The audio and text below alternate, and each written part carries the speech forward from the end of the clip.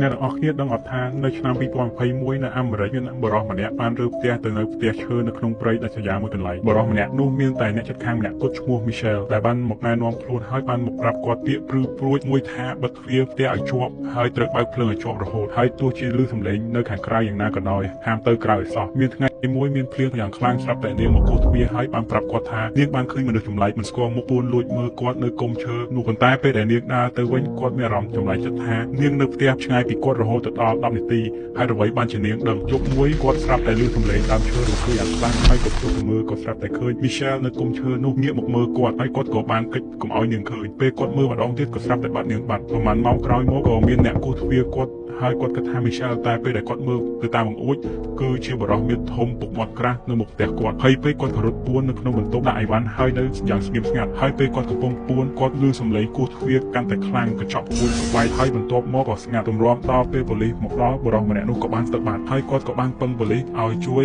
ឆែកផ្ទះ Michelle ផងដែរតែប៉ូលីសបានរកឃើញផ្ទះដែលគេបានបោះបង់ចោលយូរណាស់មកហើយបើតាមប៉ូលីសប្រាប់គាត់គឺគ្មាននរណារស់នៅផ្ទះនេះ10-20ឆ្នាំមកហើយអ្នកទាំងអស់គ្នាមើលហើយគិតយ៉ាងម៉េចដែរ